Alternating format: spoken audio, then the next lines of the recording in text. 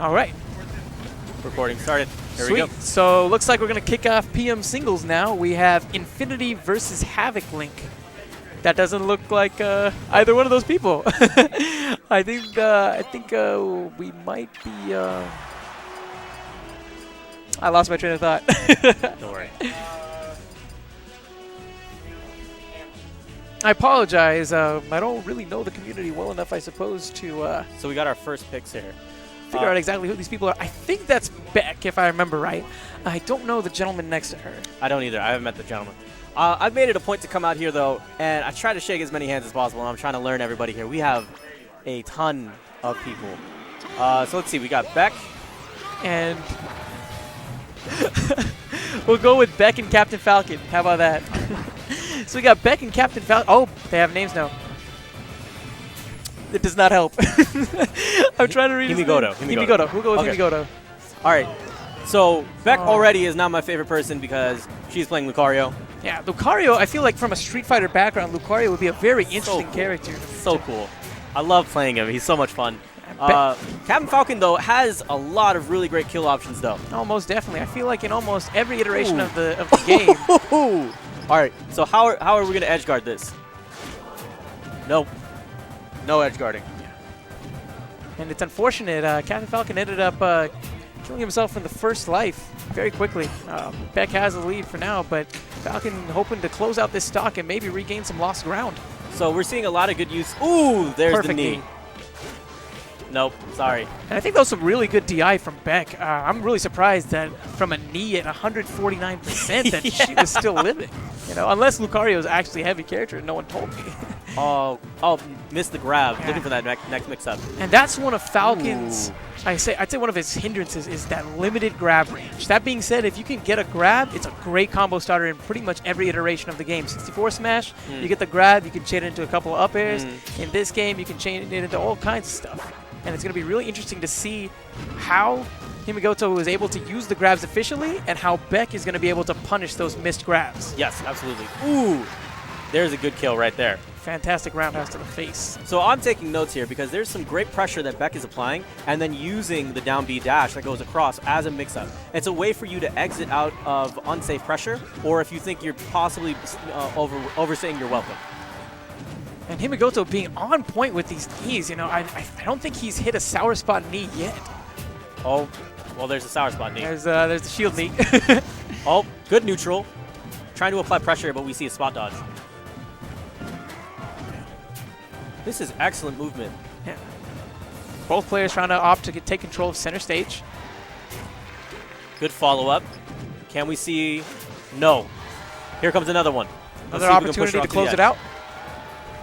Himegoto having a really tough time closing this out. Beck is doing a phenomenal job of staying alive. Oh, here we go. I'm still waiting for a Spirit Bomb. Oh, no, but there's no charges up. Let's see. Ooh. I think that might have been one of the first sour spots. And that's heartbreaking, too. He really needs to close out this stock quick because the more Beck gets to survive, the longer she gets to really grow that lead that she has. It's definitely growing. And if you look at them, both of them seem like they're really close. Beck definitely at kill percent, but Falcon looking there or really close to being there. Wow, there we go. That neutral. Now, that neutral is great. If you can space it correctly, you can choose which way you want to hit him from. And oftentimes, it's really good on the way up. And it's okay on the way down. You tend to be more of a target.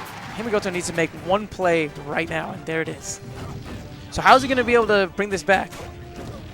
With a lot of good footsies and trying to go all in. Honestly, it'd be great for Himegoto to go for some cheese. That's how you do it. That was incredible. A perfect combo, and right there, it's a tied stock game. Beck has the lead still with an 81% lead. We're going to see if she can maintain this lead or if Himegoto can make a great comeback.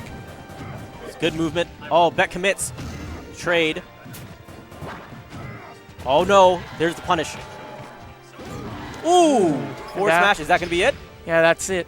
Unfortunately, the thing about Falcon, I feel, in every iteration of the game is that limited recovery option. Absolutely. Falcon's recovery is probably one of the easiest in the game to punish and really sends you, I guess, the least distance forward.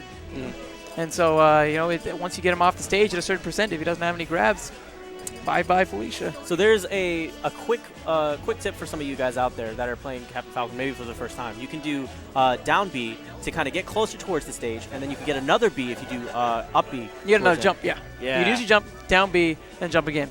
But you have to be really careful with that. Yep. You know, with Ganon, it's a relatively easy thing to do.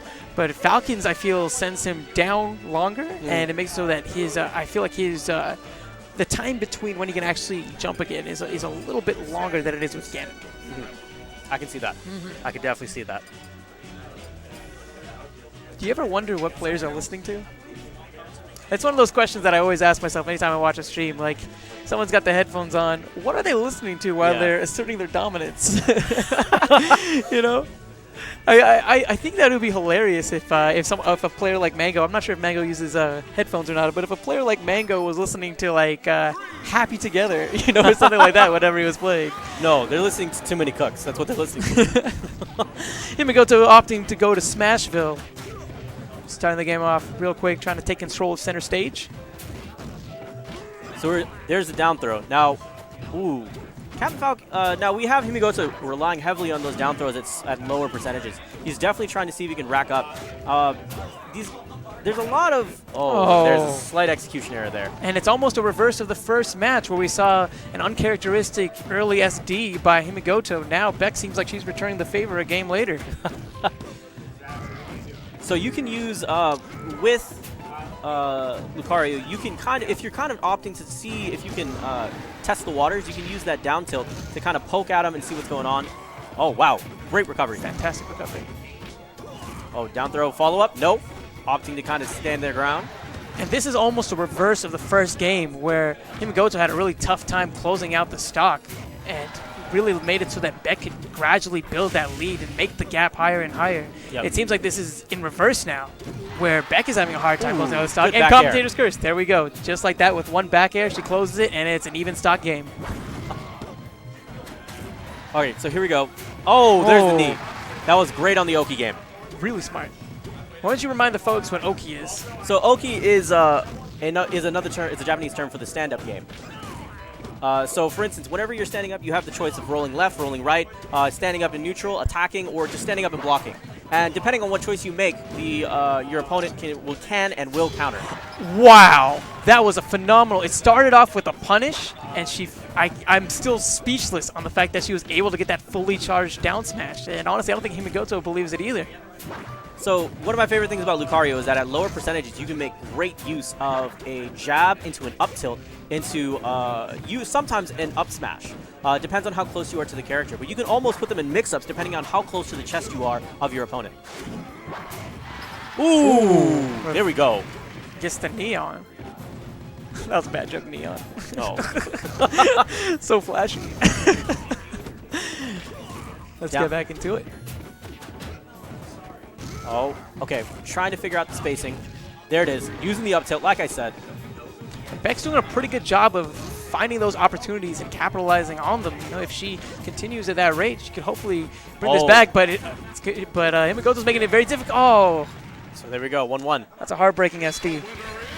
So that was a great match. There's a lot that we can learn from that one. So Himegoto did a great job of adapting and also taking advantage of trying to, that one stock unfortunate SD at the beginning. Now, they're going to do Himegoto is going to do his best to try to see if he can learn from that and adapt and bring some more to the table coming into this next match. There was some great things that he applied. Lots of great jobs on the Oki game. Lots of great jobs on getting great knees. He didn't miss as much that match, and he didn't have as many bad spacing problems. So there were some good points that he made there. Let's see if he can capitalize and make it happen again. And without a doubt, you know, if Himegoto could have one thing that he really needs to focus on this game, is just getting those combos started, and not only getting them started, but finishing them well. Yeah. You know, it seems like his combo game is really good at getting some of those combos started, but it seems like he doesn't always opt for the most optimal. Oh! Someone was holding down. Someone was holding down. Now, so this is the same thing that happened last time. Actually, every one of these games is on an unfortunate SC right at the beginning. So let's see if Beck can keep pulling with this momentum into the next few stocks. And one thing that Beck has been consistently so good at is finding opportunities and punishing Himegoto for them. If Himegoto wants to take this lead back, he has to play a little bit more tactically with Falcon, which sounds pretty counterintuitive, seeing as Falcon is all in. Is a very all-in kind of character. But there's definitely ways where you can psych out your opponent Ooh, into doing exactly what I was talking about. Canceling those attacks and going straight into that down B and just saying, I overstayed my welcome. I'm going to go to the other side. Both players trying to take back the center of the stage. Great knee. Ooh, great dash dance into a dash attack. Follow up, opts not to. Ooh, stomps. Ooh, wow. Knees. Sometimes that's he all got it takes. Those. He's got the knees. So back to neutral, trying to each one of these guys is trying to establish their neutral game. Ooh, exactly what I was saying earlier. Using that down tilt, that is money. Oh, unfortunate. And you can see the frustration in those player cams. You know, when times like that happen, it's just always so heartbreaking. And it makes a deficit like this seem even more insurmountable. Ooh. But luckily, this is Smash Bros. And in Smash, a stock lead is not a lead. Let's see if you can bring this back with a couple of quick combos. Oh, nearly. This neutral. Oh, there it is. There's the punish. See, in these cases, sometimes it's a question of who is going to make the right read first. Pretty interesting use of dash dancing. Okay, here we go. Ooh. Oh, no. Too far away to convert.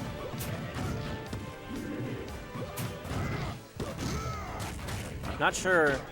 Oh, I could have sworn an up tilt would have worked there. Oh, excellent. Changing the tempo of the game, using the up B to kind of get in there and muscle their way in, and Beck did an excellent job of attacking there. And you can see Himegoto really taking some really all-in options. You know, opting for the people's elbow, going for the really hard reads. You know, he really desperately needs to close out this stock, but I'm afraid that in doing so, he's making irrational decisions. So all Beck needs here is a good back air, and that should be it. Beck tried to go in for a throw. Once again, Falcon's limited grab range being a liability. There we go. That's all it takes. Beck with the taunt for good measure. So if you taunt up with Lucario, you gain charges. Oh. Yes.